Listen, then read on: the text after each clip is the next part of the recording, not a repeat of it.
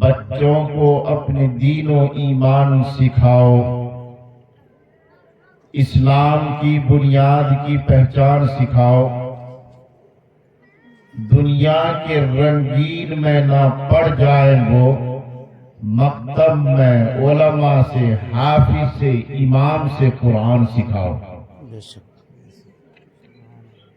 مرتد نہ وہ بن جائیں، مرتد نہ وہ بن جائیں غیروں کی محبت میں، مرتد نہ وہ بن جائیں غیروں کی محبت میں، ان کو لفظ اللہ اور اللہ سکھائے۔ پردہ میں بیٹھی ماں اور بہنوں، اسٹیج پر تشریف فرما علماء اعظام، حفاظ کرام، طلباء اعظام، آپ حضرات کہ یہ علم میں ہے کہ آج کا جو یہ رات ہے شب برات کی رات ہے۔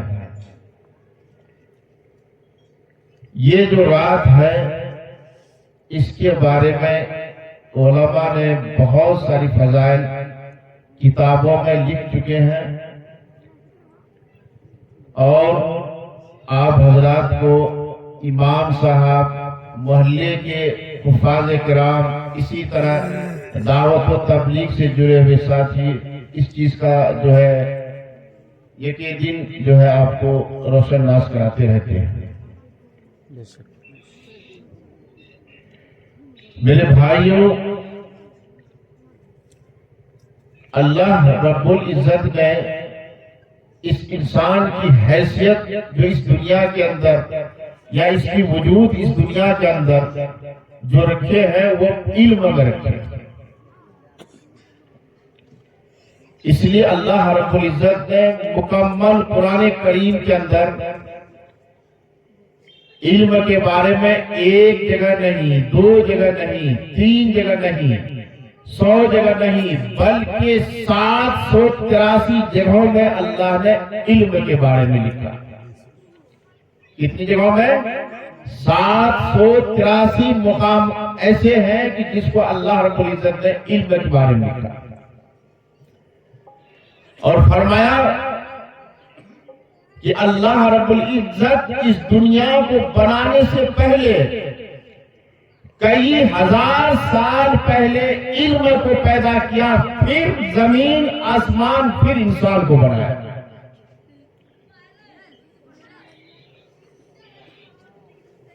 اب اس کا مطلب کیا نکلتا ہے؟ کوئی سامان انسان بناتا ہے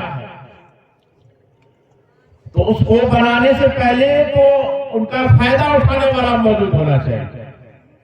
سب سے پہلے میں نے علم کو پیدا کیا، اس کے بعد زمین آسمان کو بنایا، اور اس کے بعد اس روئے زمین پر سب سے پہلا آدمی نبینا آدم علیہ السلام کو بنایا۔ نبینا آدم علیہ السلام کون شخص ہے؟ وہ کون ہے جس کو دنیا آدم کہتی ہے اور جس کو ہم اولاد آدم اپنے آپ کو سمجھتے ہیں؟ وہ آدم وہی ہے جس کو اللہ رب العزت نے بنایا اور پھر کہا کہ تمام کے تمام انسان، ان کے سامنے تمام کے تمام فرشتے ان کے سامنے جھک جاؤ اور ان کی سجدہ کرو، ان کی تعظیم کرو۔ تمام کے تمام فرشتے جھک گئے، تعظیم کے لیے سجدہ کیے۔ اب کوئی آدمی کے ذہن میں یہ اعتراض ہو کہ سجدہ تو صرف اللہ کو کیا جا سکتا ہے، جواب، سجدہ اللہ کو کیا جا سکتا ہے، لیکن اللہ ہی اگر کہتے کہ میرے فلاں بندہ کو سجدہ کرو تو سجدہ کرنا جائز ہے۔ چنانچہ تمام کے تمام فرشتوں نے سجدہ کیا، لیکن ان میں ایک فرشتہ جس وقت وہ ابلیس نہیں بنا تھا، وہ سب سے زیادہ پاورفل اور علم کے میدان میں بڑے قابل تھے، چنانچہ اس نے کہا کہ آدم تو مٹی کا ہے، میں آگ کا ہوں۔ یہ کیسے ہو سکتا ہے کہ مٹی کی خاصیت نیچے کی طرف ہے اور آگ کی خاصیت یہ ہے کہ وہ اعلیٰ عرفہ یعنی اوپر کی طرف۔ چنانچہ اللہ رب العزت نے فرمایا کہ تم لعین ہو مردود ہو، تم نے یہ نہیں دیکھا کہ تم کو جو یہ حکم دیا تمہارے بنانے والے نے حکم دیا۔ جب تم نے ہماری باتوں کو نہیں مانا، اب تم جاؤ، قیامت تک تم رجیم ہو، تم شیطان ہو، مردود ہو، تم پر اللہ کی پھٹکار۔ میرے دوستو، جب آدمی کو علم ہوتا ہے نا، ان کے اندر تکبر گھمنڈ آ جاتا ہے بسا اوقات، لیکن انسان کو اللہ رب العزت سے یہ دعائیں مانگنی چاہیے کہ اللہ میں افضل نہیں ہوں، اکمل ہوں، یہ اللہ میں قابل نہیں ہوں، تو قبول کر لے، یہ اصل چیز ہے۔ چنانچہ وہ جو ابلیس ہے، جاتے جاتے وقت یہ کہا کہ میں آپ سے اے رب کائنات ایک وعدہ کرتا ہوں کہ آپ کے جتنے بھی بندے ہوں گے میں سب کو بھٹکاؤں گا اور بھٹکا کر کے اسے جو ہے جہنم میں لے جاؤں گا۔ میرے دوست، جب کوئی آدمی کسی سامان کو بناتا ہے اور بنانے والے کو یہ اعتماد ہوتا ہے کہ میرا سامان جو ٹھوس ہے، مضبوط ہے، چاہے کوئی آدمی کوئی شکایت کرے اس کی مجھے پرواہ نہیں۔ چنانچہ اللہ رب العزت نے ابلیس سے کہا کہ جاؤ، جس پر تمہاری مرضی چلے چلا لینا، لیکن یاد رکھنا جو ہماری شریعت کو ماننے والا ہوگا، جو ہماری بات کو ماننے والا ہوگا، اس کو تم کبھی بھی نہیں بھٹکا پاؤ گے اور وہ ہمیشہ ہماری لیے عبادت ہی کیا کریں گے۔ لیکن میرے دوستوں، وہی بندہ نہیں بھٹک سکتا جس کو علم ہو، اور جس کو علم نہیں ہے وہ فوراً بھٹک جاتا، فوراً۔ اب حضرات سنیں ہوں گے کہ ایک عابد تھا اور ایک زاہد۔ عابد کسے کہتے ہیں؟ عبادت کرنے والے، اور زاہد کسے کہتے ہیں؟ اسے بھی عبادت کرنے والے کہتے ہیں۔ زاہد کے معنی ہے پڑھے لکھے آدمی، اور عابد کے معنی ہے جو جاہل ہے لیکن وہ بیچارے نیک ہے اور عبادت کر رہے ہیں، وہ بھی بزرگ ہو گیا۔ اور زاہد وہ ہے جو پڑھا لکھا ہے لیکن وہ بھی عبادت کر رہے ہیں، وہ بھی بزرگ ہو گیا۔ یہ واقعہ آپ اللہ سنے ہوں گے۔ چنانچہ ایک ابلیس جو ہے وہ عالم کے لباس میں آ کر، شریف لوگوں کی لباس میں آ کر ایک عابد سے یہ کہتا ہے کہ آپ اتنی تہجد کر رہے ہیں، اتنی عبادتیں کر رہے ہیں، اللہ رب العزت آپ کا عبادت کو قبول کر لیا، آپ کو معراج میں اللہ رب العزت بلا رہا۔ عابد آدمی تھا، بیچارے چلا لگائے ہوئے تھے، 4 مہینے لگائے ہوئے تھے، بیچارے علم والے نہیں تھے۔ تو کہا کہ بہت اچھی بات ہے، اللہ نے ہماری عبادت کو قبول کر لیا اور ہم کو معراج میں بلا رہے ہیں۔ تو میرے دوستوں، معراج میں تو نبی علیہ السلام کو بلائے گا، اس کے علاوہ کسی کو معراج میں بلانا ہی نہیں۔ علم نہیں تھا لیکن نیک بندہ تھا۔ چنانچہ وہ چلے گئے اور وہ ابلیس نے ان کو پاخانے کے گڈھے میں ڈال دیا، گٹر میں ڈال دیا، کہا کہ یہی تیرا کیا ہے؟ معراج۔ اس کے بعد شیطان تو طلب میں کامیاب ہو گیا، میرا تو مسئلہ حل ہو گیا۔ پھر اس کے بعد وہ ایک زاہد کے دروازے پر دستک دیتا ہے اور کہتا ہے کہ اللہ رب العزت نے آپ کی عبادتوں کو قبول کر لیا، آپ اتنی عبادتیں کی ہیں، اتنی تہجد پڑھے، اتنے تسبیحات پڑھے ہیں کہ اللہ رب العزت کا پیغام بھی آیا کہ آپ کا معراج، آپ کو معراج کرایا جائے، آپ کے لیے ہم آئے ہیں، میں فرشتہ ہوں، آپ کو جو ہے معراج کے لیے لے جا رہا۔ زاہد تھا، علم والا تھا، مدرسے سے پڑھا لکھا تھا۔ فرمایا کہ استغفر اللہ، لا حول ولا قوت الا باللہ العلی العظیم، تم شیطان ہو، مردود ہو، تجھے یہ معلوم نہیں معراج کو مطلوب کیا جاتا ہے۔ تو میرے دوستو، اس واقعہ سے میں یہ کہنا چاہتا ہوں، میں مغرب سے لے کر اب تک جو بچوں کا میں پروگرام سن رہا تھا، الحمدللہ بہت بہترین طریقے سے بچوں نے اور بچوں نے جو پروگرام پیش کیا، اس سے مجھے یہ اندازہ ہوا کہ یہاں جو بھی حضرات خدمت کر رہے ہیں، یہاں جو بھی حضرات معامل ہے، اس کے اندر خلوص کی جو ہے میں بک پا رہا ہوں۔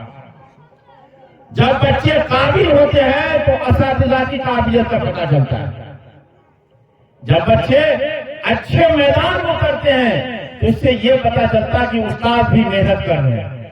اور میں یہ دیکھ رہا ہوں کہ آپ حضرات جس اعتبار سے جلسے کو سجائے ہیں اس اعتبار کا مجمع نہیں ہے، لیکن انشاءاللہ آنے والا وقت میں جب بھی آپ حضرات کریں تو منظم انداز میں کریں، مکمل انتظام کے ساتھ کریں۔ تو میرے دوستوں، میں نے یہ کہنا چاہا کہ علم اپنے بچوں کو آپ دیں، ہر حال میں دیں۔ آج مسلمان سب سے زیادہ کھانے پینے میں ہے۔ اگر مسلمان کو دیکھا جائے ان کے گھر میں ایک وقت بھی اگر سبزی بن جائے تو اس ٹائم ان کو یہ طلب ہوتی گوشت بنے، مچھلی انڈا، لیکن ان کے اندر یہ طلب نہیں ہے کہ میرا جو لہتے جگر یا لہتے جگریا بیٹی ہے یا بیٹے ہیں ان کو ہم علم کیسے دوں اور ان کو اچھے انسان کیسے بناؤں۔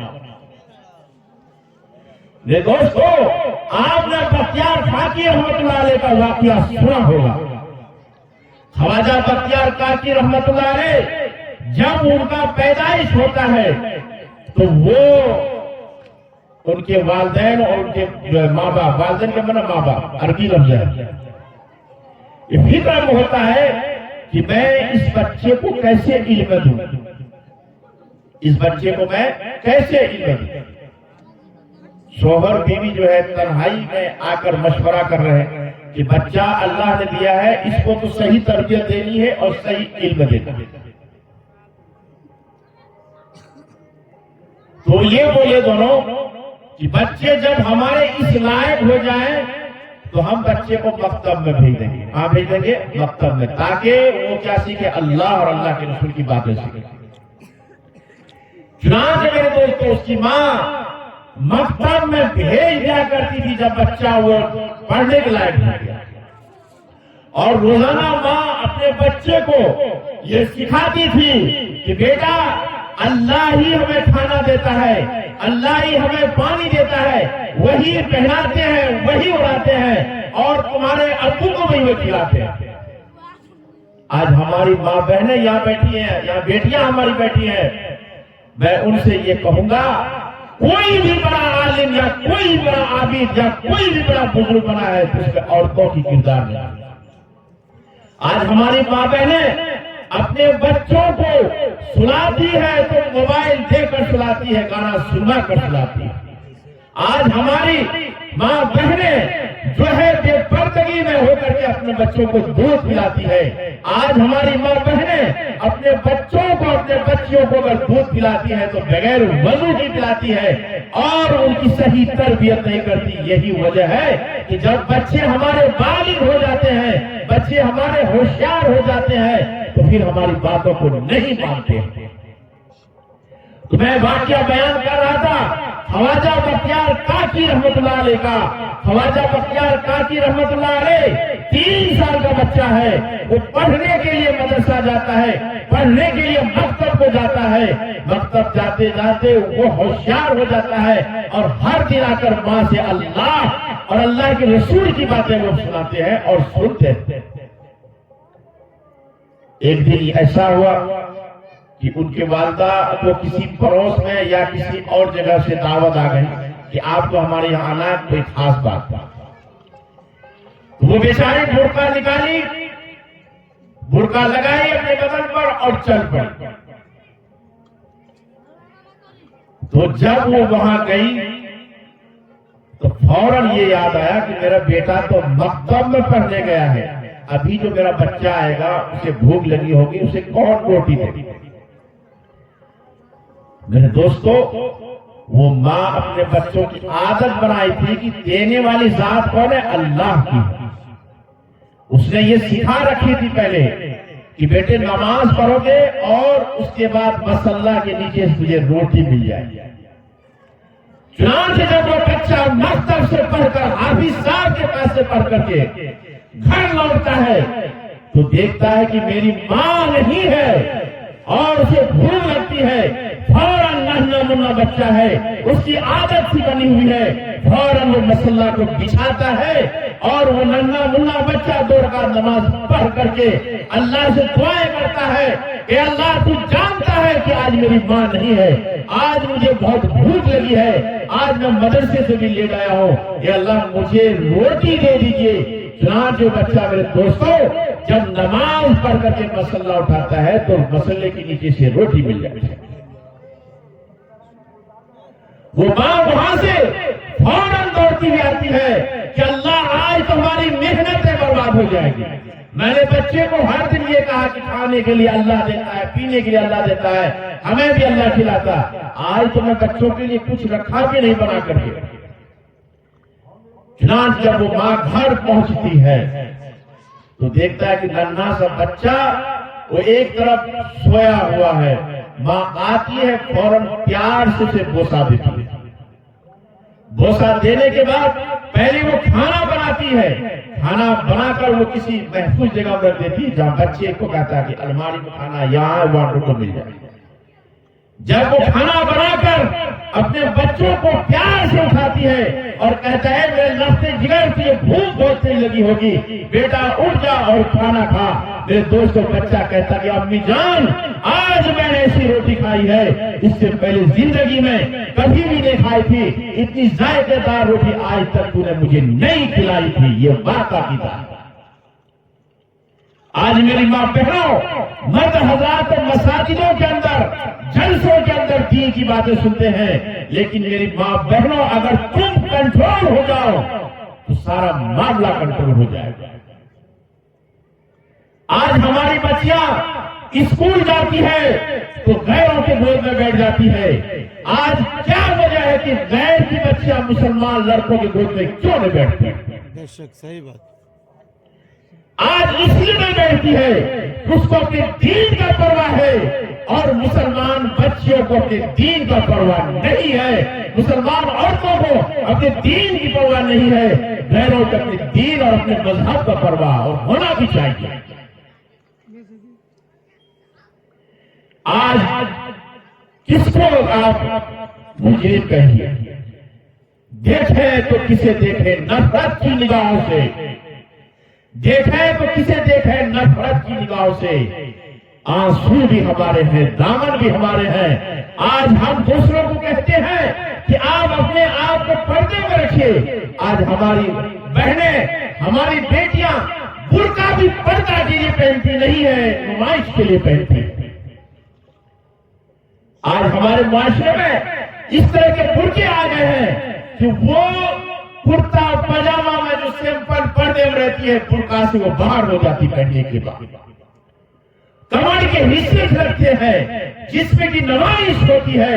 اللہ کے حبیب سرکار دو عالم صلی اللہ علیہ وسلم نے ارشاد فرمایا کہ ایک وقت وہ آنے والا ہے کہ مسلمان بچیاں، مسلمان عورتیں لباس تو پہنے گی لیکن ننگی رہے گی، ننگی رہے گی۔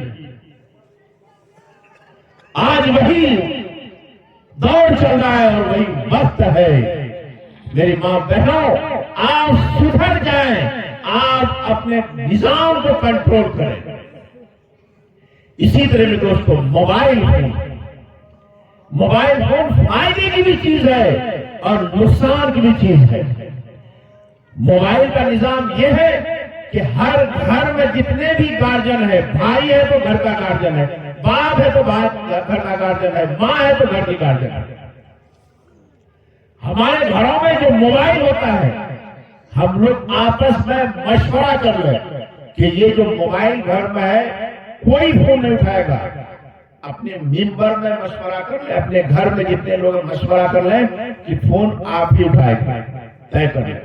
مشورہ میں کیا خیر ہے؟ ہمارے جماعتی بھائی جو کہتے ہیں بار بار مشورہ میں خیر ہے، بالکل خیر ہے۔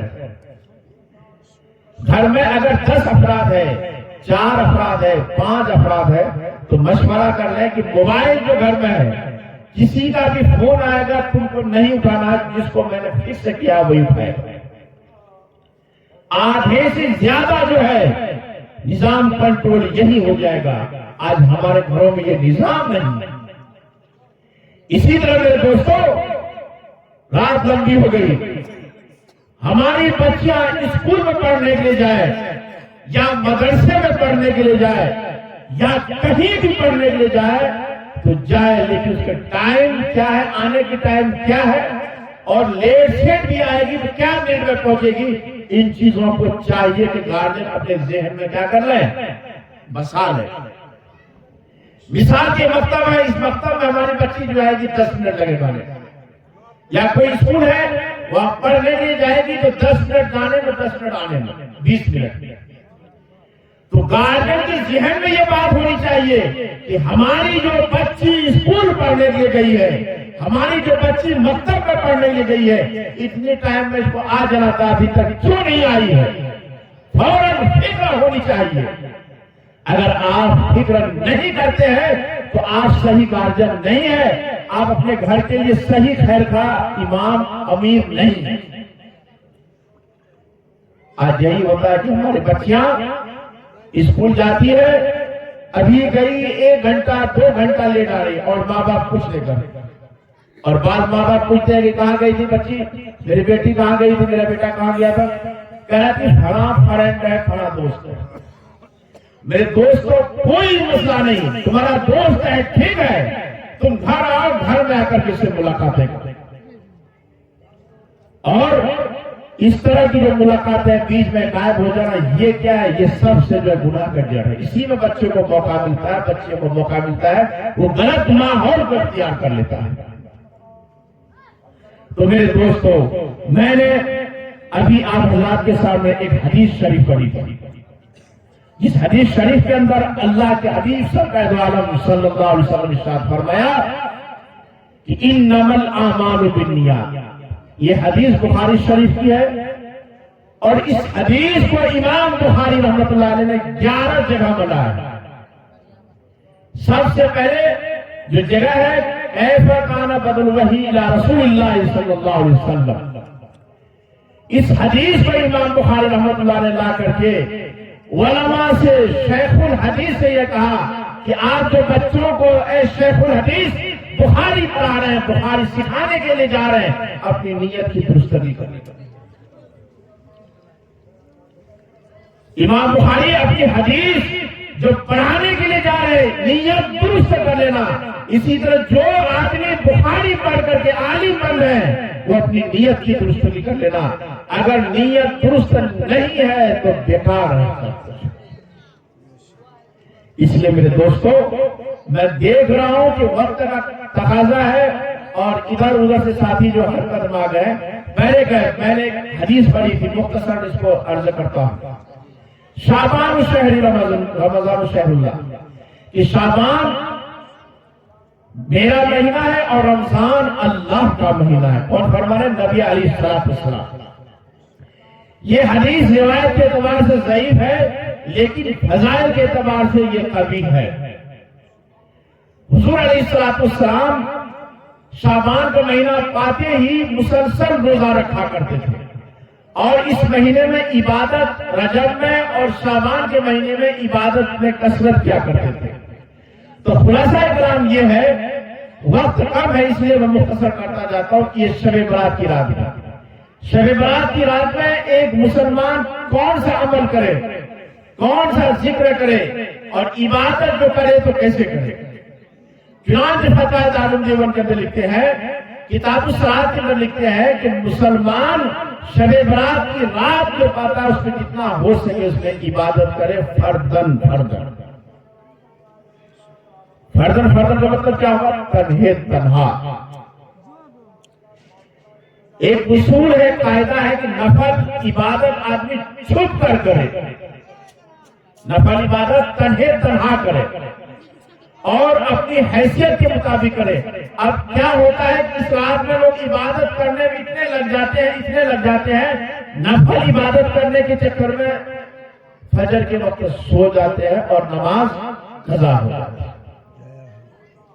फरमाया कि अगर कोई आदमी को ये डर हो कि हम नफल इबादत जो शब बरात की रात में कर रहे हैं, इसकी करने की वजह से हमारी नमाज कज़ा हो जाएगी, फरमाया कि इस तरह का नफल इबादत करना मकरूह तहरीमी है।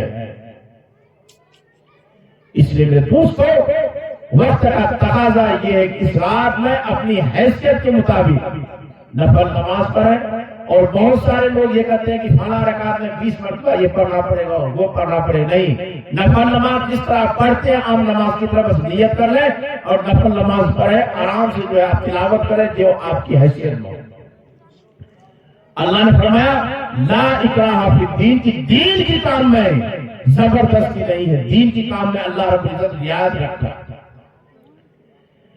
لیکن فرمایا کہ اس رات میں کچھ حضرات ایسے ہیں کہ جس کی مغفرت نہیں ہوتی ہے۔ بعض کتاب کے اندر 7 آدمی کا ذکر کیا ہے اور بعض کتاب کے اندر 14 آدمی کا ذکر کیا ہے۔ فرمایا نمبر 1 فرمایا کہ جو آدمی اللہ کے ساتھ شرک کرتا ہے۔ شرک سمجھتے ہیں بندہ، یعنی خدا کو چھوڑ کر کے کسی اور کی عبادت کرتا ہے۔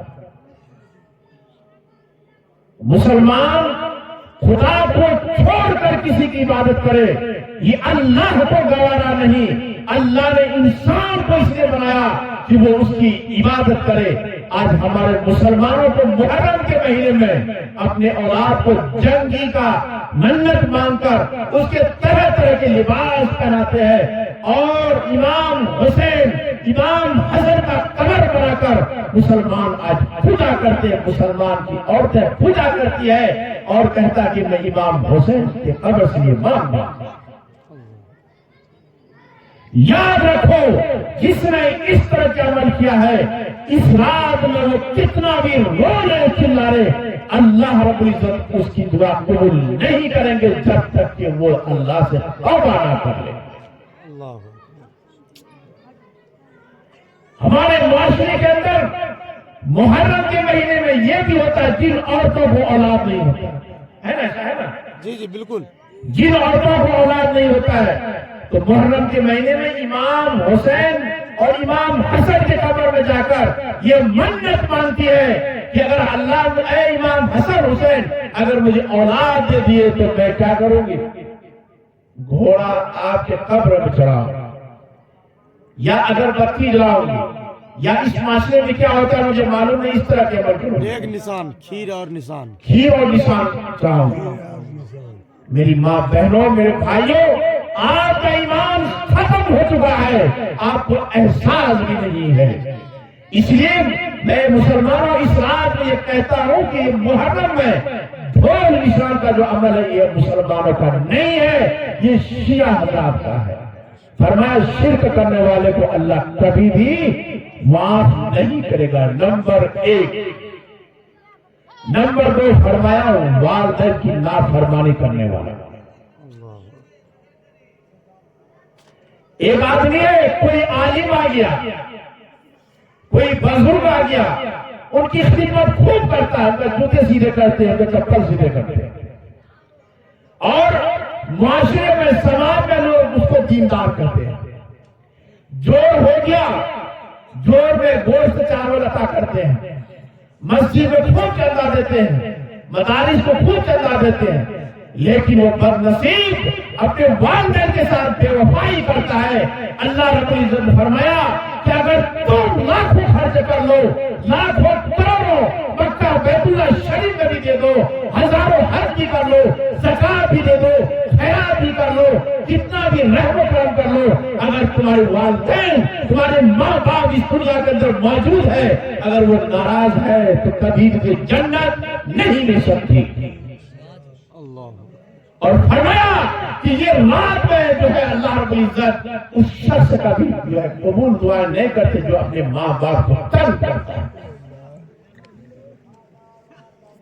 اس لیے میرے نوجوان بھائیوں اور میری ماں اور بہنوں، خاص کر کے وہ بہنوں جو کسی کی بہو بن کر سے گھر کو، آج ہمارے نوجوان بھائی ان کے گھر سے سسر آ جائے، ساس آ جائے، سالی آ جائے، عمدہ سے عمدہ کھانا بناتے ہیں، ایک خدمت کرتے، کرنی بھی چاہیے مہمان، لیکن فرمایا کہ اصول کے دائرے میں، قاعدے کے دائرے میں، قاعدے سے نکل کر کوئی بھی کام کرو گے فائدہ نہیں دے گا۔ قاعدہ کیا ہے؟ کوئی بھی کھانا بناؤ پہلے والدین کو پیار سے بناؤ کہ امی جان ابو جان آئیے، آج ہمارے گھر میں مہمان ہے، آپ کھانا کھائیے، پھر ماں باپ کو کہنے کی کیا ضرورت۔ لیکن میری ماں، میں تم سے یہ بھی کہتا ہوں کہ بہت ساری ماں اور بہت سارے ابا جو ہے تھوڑے مزاج کے ہٹے بھی ہوتے ہیں،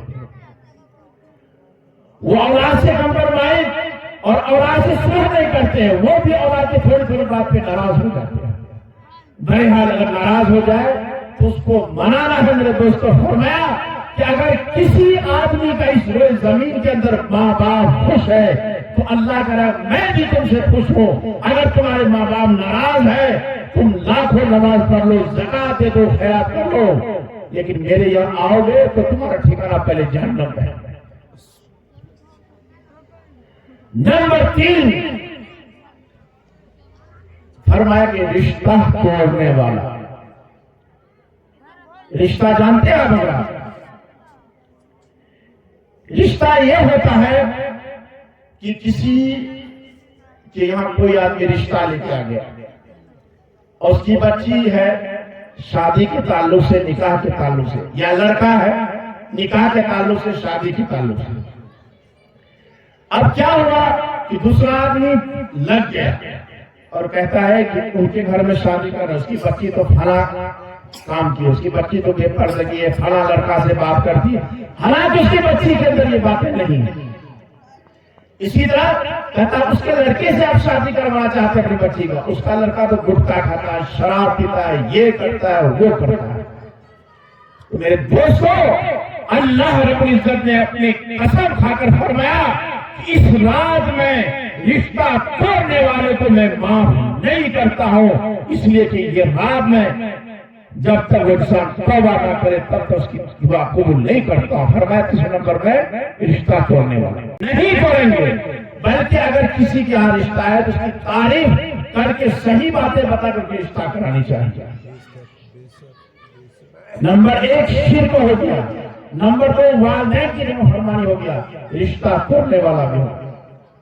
اور فرمایا چغل خور، وہ آدمی ہے میرے سامنے بیٹھا ہے تو ہماری بات جو ہے سن رہے ہیں، ہماری بات دل سے لے رہے ہیں، اور فلاں آدمی کے پاس گیا تو آپ کے خلاف جو ان کے سامنے بول رہا ہے، چغل خوری کر رہا ہے۔ یعنی ایک آدمی کے آپس میں محبت ہے، اس کو جو دونوں طرف سے جو ہے وہ چغل خوری کر کے ضائع کرتا ہے۔ تو اللہ رب العزت نے فرمایا کہ جب کوئی مسلمان ایمان والا چغل خوری کرتا ہے تو اللہ کا عرش ہل جاتا ہے، جس طرح طلاق دیتے وقت عرش ہل جاتا ہے۔ تو میرے دوستو، آپ کسی کی چغل خوری نہیں کریں۔ اسی طرح فرمایا ٹخنوں سے نیچے پاجامہ پہننے والا۔ اس مسئلے میں تفصیل ہے۔ عورت کے بارے میں یہ حکم نہیں، عورت تو سراپا پردے کی چیز ہے، مرد کے بارے میں حکم ہے۔ فرمایا کہ جو آدمی ایمان والا ہو، مسلمان ہو، اور وہ پاجامہ پر ٹخنوں سے نیچے پہنتا ہے تو اللہ رب العزت اس رات میں اس کی بھی مغفرت نہیں فرماتے۔ اس لیے میرے دوستو، جو حضرات پاجامہ ٹخنوں کے نیچے رکھتے ہیں وہ اس سے پرہیز کریں اور اللہ سے توبہ کریں۔